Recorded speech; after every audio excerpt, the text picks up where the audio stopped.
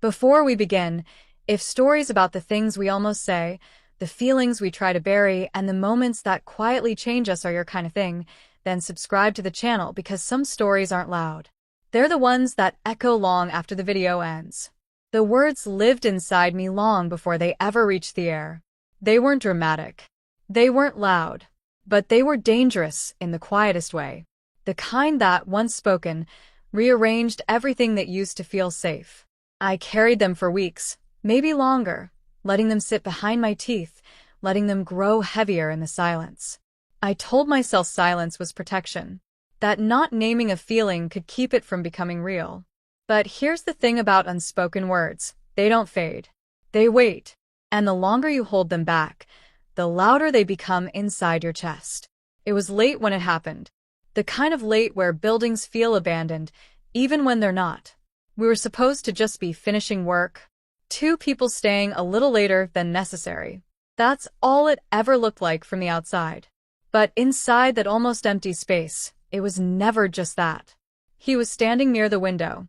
City lights spilled in behind him, gold and white and distant, turning him half into silhouette, half into memory. I watched him longer than I should have. Long enough to notice things you're not supposed to notice. The way his shoulders tightened when he was thinking too hard. The way he went completely still when something mattered to him. That was the first line I crossed. Not with my feet, but with my attention. "You're quiet tonight," he said, still facing the window. I forced a small shrug. "I'm always quiet." A faint smile touched his face, the kind you only see in the reflection before it disappears. "Not like this." I didn't answer because I knew something terrifying. If I opened my mouth, I might say the wrong thing. Or worse, the right one. "I should go," I said. But I didn't move. He turned slowly then, like he already knew I wouldn't. "You don't sound like you want to." My throat tightened. "I don't," I admitted. The honesty slipped out before I could stop it. It surprised him. It surprised me more. And suddenly, the silence between us felt fragile, like thin glass stretched across the space. One word could shatter it. He took a step toward me, then stopped.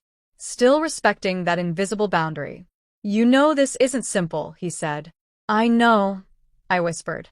"That's why I haven't said anything." His eyes searched my face, careful and guarded.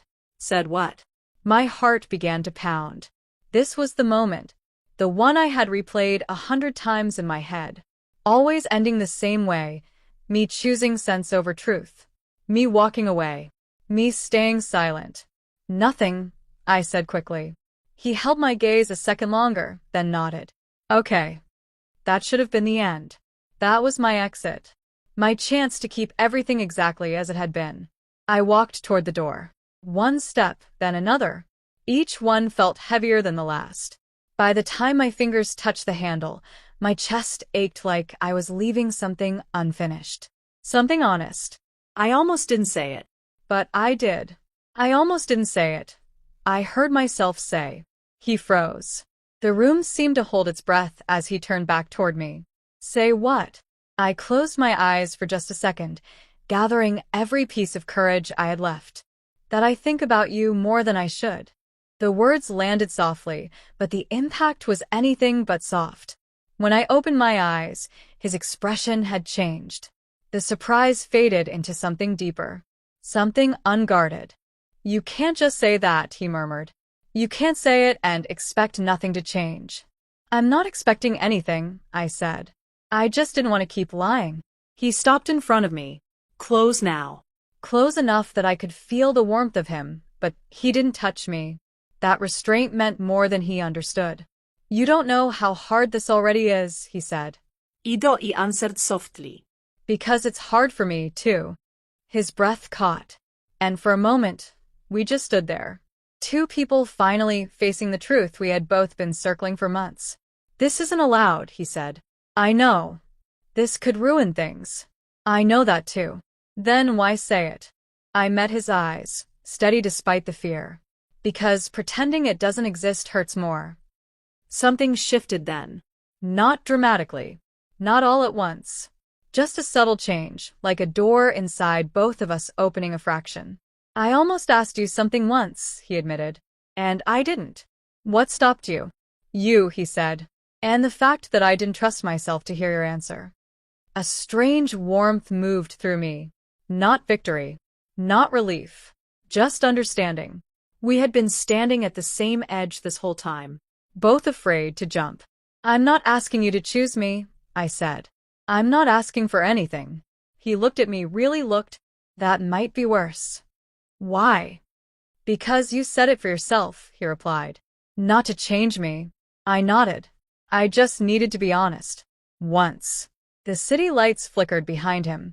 Cars moved. People lived their lives. We can't cross that line, he said. I know.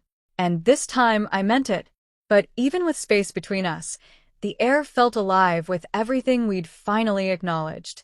I should go now, I said. He nodded. Yeah. You should.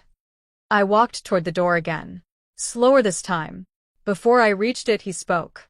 I'm glad you said it. I turned, surprised. You are? Even if we can't act on it, he said, voice quiet but sure. It mattered. I smiled, sad and relieved at the same time. It did. I opened the door. Cool hallway air met my skin. Behind me, the door closed softly. No dramatic noises. No impossible promises. Just the truth, finally spoken. I almost didn't say it, but I did. And even though nothing had changed on the surface, inside me, everything felt lighter. Sometimes the bravest thing in a forbidden story isn't crossing the line.